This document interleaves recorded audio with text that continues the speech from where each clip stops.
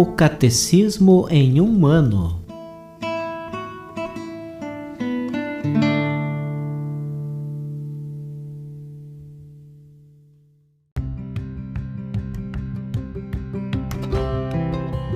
Olá, eu sou o Bruno, seminarista da Diocese de Ponta Grossa, Paraná. Você está ouvindo o podcast O Catecismo em um ano. Vamos ler todo o Catecismo da Igreja Católica ao longo de 365 episódios. Estamos utilizando a tradução em português apresentada pela CNBB em 2013, baseada na edição típica em latim. Baixe o plano de leitura por meio de um link que você encontra na página do Instagram, @o Catecismo em um ano, ou na descrição deste podcast.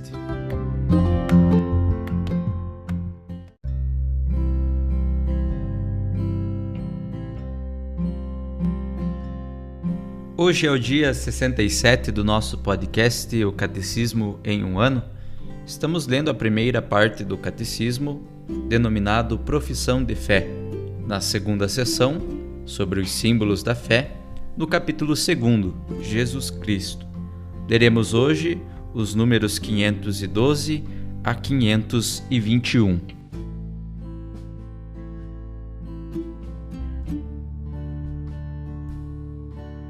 Parágrafo 3º. Os mistérios da vida de Cristo.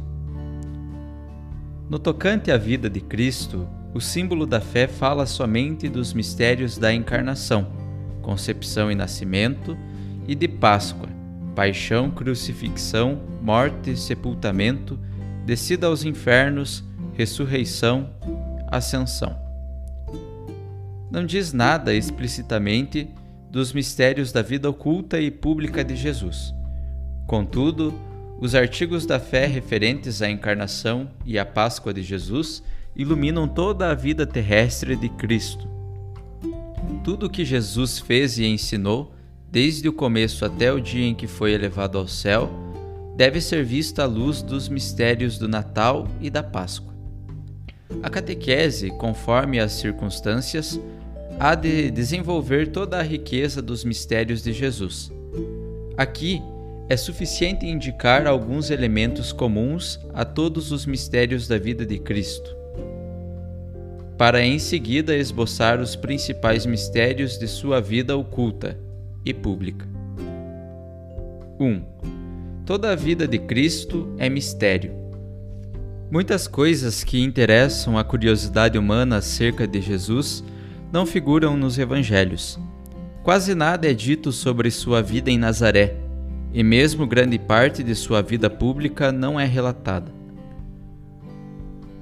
O que foi escrito nos Evangelhos foi para que creiais que Jesus é o Cristo, o Filho de Deus, e para que, crendo, tenhais a vida em seu nome. João capítulo 20, versículo 31. Os Evangelhos foram escritos por homens que estiveram entre os primeiros a ter a fé e que queriam compartilhá-la com outros. Depois de terem conhecido na fé quem é Jesus, puderam ver e fazer os traços de seu mistério em toda a sua vida terrestre. Desde os panos que o envolveram em sua natividade, até o vinagre de sua paixão e o sudário de sua ressurreição. Tudo na vida de Jesus é sinal de seu mistério. Por meio de seus gestos, de seus milagres, de suas palavras, foi revelado que nele habita corporalmente toda a plenitude da divindade, conforme Colossenses capítulo 2, versículo 9. Sua humanidade aparece assim como sacramento, isto é, o sinal e o instrumento de sua divindade e da salvação que ele traz. Aquilo que havia de visível em sua vida terrestre apontava para o mistério invisível de sua filiação divina e de sua missão redentora. Os traços comuns dos mistérios de Jesus. Toda a vida de Cristo é revelação do Pai. Suas palavras e seus atos, seus silêncios e seus sofrimentos, sua maneira de ser e de falar. Jesus pode dizer: Quem me viu tem visto o Pai. João capítulo 14, versículo 9. E o Pai pode dizer: Este é o meu Filho, o eleito, escutai-o. Lucas capítulo 9, versículo 35. Tendo nosso Senhor se feito homem para cumprir a vontade do Pai, os mínimos traços de seus mistérios nos manifestam o amor de Deus por nós. Toda a vida de Cristo é mistério de redenção. A redenção nos vem, antes de tudo, pelo sangue da cruz. Porém, este mistério está em ação toda a vida de Cristo, em sua encarnação, pela qual, fazendo-se pobre, nos enriqueceu por sua pobreza, em sua vida oculta, que por sua submissão serve de reparação para nossa insubmissão, em sua palavra, que purifica seus ouvintes, em suas curas e em seus exorcismos, pelos quais assumiu as nossas dores e carregou nossas enfermidades, conforme Mateus capítulo 8, versículo 17, em sua ressurreição, pela qual nos justifica. Toda a vida de Cristo é mistério de recapitulação. Tudo o que Jesus fez, disse e sofreu, tinha por meta reestabelecer, em sua vocação primeira, o homem caído. Quando ele se encarnou e se fez homem, recapitulou em si mesmo a longa história dos homens. Em síntese, nos proporcionou a salvação, de modo que aquilo que havíamos perdido em Adão, isto é, sermos a imagem e semelhança de Deus, o recuperamos em Cristo Jesus. Exatamente por isso, Cristo passou por todas as idades da vida, assim restituindo aos homens a comunhão com Deus. Nossa comunhão com os mistérios de Jesus. Toda a riqueza de Cristo é destinada a cada homem e se constitui o bem de cada um.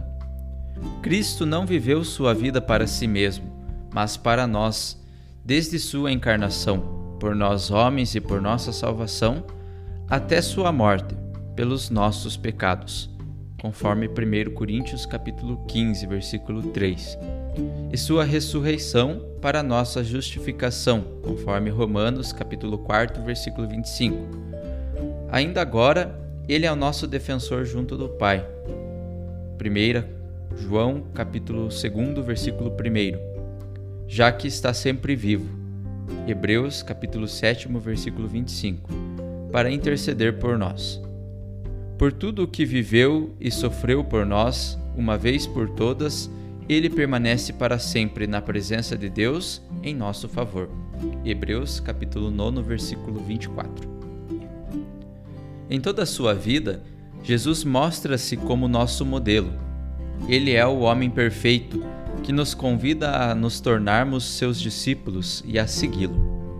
Por seu rebaixamento, deu-nos um exemplo a imitar. Por sua oração, atrai a oração. Por sua pobreza, chama a aceitar livremente o despojamento e as perseguições. Tudo o que Cristo viveu foi para que pudéssemos vivê-lo nele e para que ele o vivesse em nós. Por sua encarnação, o Filho de Deus, de certo modo, se uniu a todo homem. Nós somos chamados a ser uma única coisa com ele. Ele nos faz partilhar, comungar, como membros de seu corpo, de tudo o que ele, por nós e como nosso modelo, viveu em sua carne. Devemos continuar e realizar em nós os estados e os mistérios de Jesus e pedir-lhe, muitas vezes, que os complete e realize em nós e em toda a sua Igreja. O Filho de Deus deseja conceder certa participação e realizar como que uma extensão e continuação de seus mistérios em nós e em toda a sua Igreja, pelas graças que quer nos comunicar e pelos efeitos que quer operar em nós por esses mistérios. Por estes meios, quer realizá-los em nós.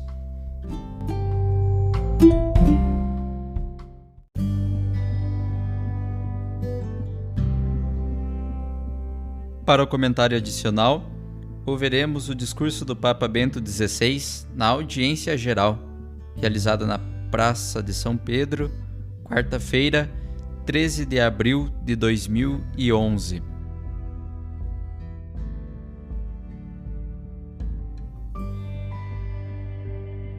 A santidade. Queridos irmãos e irmãs, nas audiências gerais desses últimos 2 anos, acompanharam-nos as figuras de tantos santos e santas. Aprendemos a conhecê-los mais de perto e a compreender que toda a história da Igreja está marcada por esses homens e mulheres que, com a sua fé, caridade e com a sua vida foram faróis para tantas gerações, e são-no também para nós. Os santos manifestam de diversas formas a presença poderosa e transformadora do ressuscitado. Deixaram que Cristo se apoderasse tão plenamente da sua vida que puderam afirmar com São Paulo: já não sou eu que vivo, é Cristo que vive em mim. Gálatas, capítulo 2, versículo 20. Seguir o seu exemplo, recorrer à sua intercessão, entrar em comunhão com eles, une-os a Cristo, do qual, como da fonte e da cabeça, promana toda a graça e toda a vida do próprio povo de Deus. No final desta série de catequeses, gostaria então de oferecer alguns pensamentos sobre o que é a santidade. O que significa ser santos? Quem é chamado a ser santo? Com frequência somos levados a pensar ainda que a santidade é uma meta reservada a poucos eleitos. São Paulo, ao contrário, fala do grande desígnio de Deus e afirma: nele, Cristo, Deus escolheu-nos antes da criação do mundo para sermos santos e imaculados diante dele na caridade. Efésios, capítulo 1, versículo 4. E fala de todos nós. No centro do desígnio divino está Cristo, no qual Deus mostra o seu rosto. O mistério escondido nos séculos revelou-se em plenitude no Verbo, que se fez homem. E Paulo depois diz: de fato, aprove a Deus que nele habite toda a plenitude. Colossenses, capítulo 1, versículo 19. Em Cristo, o Deus vivente tornou-se próximo, visível, audível, palpável, para que todos possam beneficiar de sua plenitude, de sua graça e de verdade. Conforme João capítulo 1, versículos 14 a 16. Por isso, toda a existência cristã conhece uma única lei suprema, aquela que São Paulo expressa numa fórmula que recorre em todos os seus escritos: em Cristo Jesus. A santidade, a plenitude da vida cristã, não consiste em realizar empreendimentos extraordinários, mas em unir-se a Cristo, em viver os seus mistérios, em fazer nossas as suas atitudes, pensamentos e comportamentos. A medida da santidade é dada pela estatura que Cristo alcança em nós, desde quando, com a força do Espírito Santo, modelamos toda a nossa vida sobre a sua. É ser conformes em Jesus, como afirma São Paulo: aqueles que ele conheceu desde sempre, predestinou-os para serem conformes à imagem do seu Filho. Romanos, capítulo 8, versículo 29. E Santo Agostinho exclama: será viva a minha vida toda repleta de ti, conforme está no livro das Confissões. O Concílio Vaticano II, na Constituição sobre a Igreja, fala com clareza do chamado universal à santidade, afirmando que ninguém é excluído nela. Nos vários gêneros da vida e nas várias formas profissionais, é praticada uma única santidade por todos os que são movidos pelo Espírito de Deus e seguem Cristo pobre, humilde e carregando a cruz, para merecer ser partícipes da sua glória. Mas permanece a questão: como podemos percorrer o caminho da santidade, responder a este chamado? Posso fazê-lo com as minhas forças? A resposta é clara. Uma vida santa não é fruto principalmente do nosso esforço, das nossas ações, porque é Deus, o 3 vezes santo, conforme Isaías capítulo 6, versículo 3, que nos torna santos. É a ação do Espírito Santo que nos anima a partir de dentro. É a própria vida de Cristo ressuscitado que nos é comunicada e que nos transforma. Afirmando mais uma vez com o Concílio Vaticano II, os seguidores de Cristo, chamados por Deus, não segundo as suas obras, mas segundo o desígnio da sua graça, e justificados em Jesus Senhor, no batismo da fé, foram feitos verdadeiramente filhos de Deus e coparticipantes da natureza divina, e por isso realmente santos. Por conseguinte, eles devem, com a ajuda de Deus, manter na sua vida e aperfeiçoar a santidade que receberam. A santidade tem, por conseguinte, a sua raiz última na graça batismal, nos sermos enxertados no mistério pascal de Cristo, com o qual nos é comunicado o seu Espírito, a sua vida de ressuscitado. São Paulo ressalta de modo muito forte a transformação que a graça batismal realiza no homem e chega a cunhar uma terminologia nova, forjada com a preposição co-mortos, co-sepultados, co-vivificados com Cristo.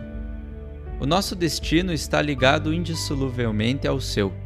Pelo batismo, escreve, fomos sepultados com ele na morte para que, assim como Cristo ressuscitou dos mortos, assim também nós possamos caminhar numa vida nova. Romanos, capítulo 6, versículo 4. Mas Deus respeita sempre a nossa liberdade e pede que aceitemos este dom e vivamos as exigências que ele requer. Pede que nos deixemos transformar pela ação do Espírito Santo, conformando a nossa vontade com a vontade de Deus. Como pode acontecer que o nosso modo de pensar e as nossas ações se tornem pensar e agir com Cristo e de Cristo? Qual é a alma da santidade?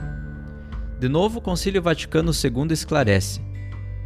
Diz-nos que a santidade cristã mais não é do que a caridade plenamente vivida.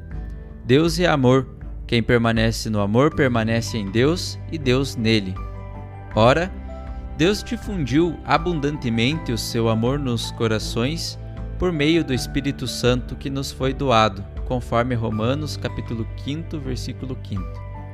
Por isso o primeiro dom e o mais necessário é a caridade, com a qual amamos Deus acima de todas as coisas e ao próximo por amor a Ele. Mas para que a caridade cresça como uma boa semente, na alma e nela frutifique, cada fiel deve ouvir de bom grado a palavra de Deus e, com a ajuda da graça, cumprir com as obras a sua vontade, participar frequentemente dos sacramentos, sobretudo da Eucaristia e da Sagrada Liturgia, aplicar-se constantemente à oração, à abnegação de si mesmo, ao serviço ativo dos irmãos e à prática de todas as virtudes. De fato, a caridade, vínculo de perfeição e cumprimento da lei, orienta todos os meios de santificação, dá-lhes forma e os conduz ao seu fim. Lumen Gentium, número 42. Talvez também esta linguagem do Concílio Vaticano II para nós ainda seja um pouco solene. Talvez tenhamos que dizer as coisas de modo ainda mais simples. O que é essencial? Essencial é nunca deixar passar um domingo sem o encontro com o ressuscitado na Eucaristia. Isto não é mais um peso, mas é luz para toda a semana. Nunca começar nem terminar um dia sem pelo menos um breve contato com Deus. E no caminho da nossa vida, seguir as indicações estradais que Deus nos comunicou no Decálogo lido com Cristo, que é simplesmente a explicitação do que é a caridade em determinadas situações. Parece-me que esta é a verdadeira simplicidade e a grandeza da vida de santidade. O encontro com o ressuscitado aos domingos, o contato com Deus no início e no findar do dia, seguir nas decisões as indicações estradais que Deus comunicou, que são apenas formas de caridade. Por isso, o verdadeiro discípulo de Cristo caracteriza-se pela caridade para com Deus e para com o próximo. Lumen Gentium, número 42. Esta é a verdadeira simplicidade, grandeza e profundidade da vida cristã, do ser santos. Eis porque Santo Agostinho, comentando o capítulo 4 da primeira carta de São João, pode afirmar uma coisa corajosa: Dilige et fac quod vis. Ama e faz o que queres. E prossegue: quando silencias, que seja por amor. Quando falas, falas por amor. Quando corriges, que seja por amor. Quando perdoas, que seja por amor. Haja em ti a raiz do amor, porque desta raiz só pode derivar o bem. Quem é guiado pelo amor, quem vive a caridade plenamente, é guiado por Deus, porque Deus é amor. Assim, é válida esta grande palavra: Dilige et fac quod vis. Ama e faz o que queres. Talvez possamos perguntar: podemos nós, com os nossos limites, com a nossa debilidade, tender para tão alto? A Igreja, durante o ano litúrgico, convida-nos a fazer memória de uma multidão de santos, ou seja, daqueles que viveram plenamente a caridade, que souberam amar e seguir Cristo na sua vida cotidiana. Eles dizem-nos que é possível para todos percorrer este caminho. Em todas as épocas da história da Igreja, em qualquer latitude da geografia do mundo, os santos pertencem a todas as idades e a qualquer estado de vida. São rostos concretos de todos os povos, línguas e nações. E são tipos muito diversos. Na realidade, devo dizer que também para a minha fé pessoal, muitos santos, não todos, são verdadeiras estrelas no firmamento da história. E gostaria de acrescentar que para mim não só alguns grandes santos que amo e que conheço bem são indicações estradais, mas precisamente também os santos simples, ou seja, as pessoas boas que vejo na minha vida, que nunca serão canonizadas. São pessoas normais, por assim dizer, sem heroísmo visível, mas vejo na sua bondade de todos os dias a verdadeira fé. Esta bondade que maturaram na fé da Igreja é para mim a apologia do cristianismo mais segura e o sinal de onde se esteja a verdade. Na comunhão dos santos, canonizados ou não, que a Igreja vive graças a Cristo em todos os seus membros, nós beneficiamos da sua presença e da sua companhia e cultivamos a firme esperança de poder imitar o seu caminho e partilhar um dia a mesma vida bem-aventurada, a vida eterna. Queridos amigos, como é grande e bela e também simples a vocação cristã vista sob esta luz. Todos somos chamados à santidade. É a própria medida da vida cristã. São Paulo expressa isto mais uma vez com grande intensidade quando escreve: mas a cada um de nós foi concedida a graça na medida outorgada por Cristo. A uns ele constituiu apóstolos, a outros profetas, a outros evangelistas, pastores e doutores, para o aperfeiçoamento dos santos, para a obra do ministério, para a edificação do corpo de Cristo, até que cheguemos todos à unidade da fé e do conhecimento do Filho de Deus, ao estado de homem perfeito, à medida da estatura completa de Cristo. Efésios, capítulo 4. Gostaria de convidar todos a abrir-se à ação do Espírito Santo, que transforma a nossa vida, para sermos também nós como peças do grande mosaico de santidade que Deus vai criando na história, para que o rosto de Cristo resplandeça na plenitude do seu esplendor. Não tenhamos medo de tender para o alto, para as alturas de Deus. Não tenhamos medo que Deus nos peça demasiado, mas deixamo-nos guiar em todas as ações cotidianas pela sua palavra, mesmo se nos sentirmos pobres, inadequados, pecadores. Será Ele que nos transforma segundo o seu amor.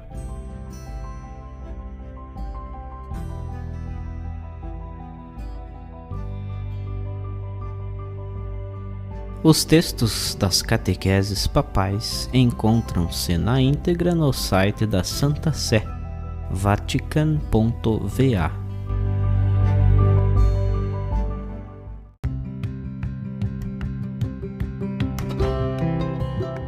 Você acaba de ouvir mais um episódio do podcast O Catecismo em um Ano. Continue nesse bom propósito de aprofundar o conhecimento e a vivência da fé católica e procure participar da sua comunidade. Rezemos por todos que estão fazendo esse caminho de leitura do Catecismo. Até amanhã!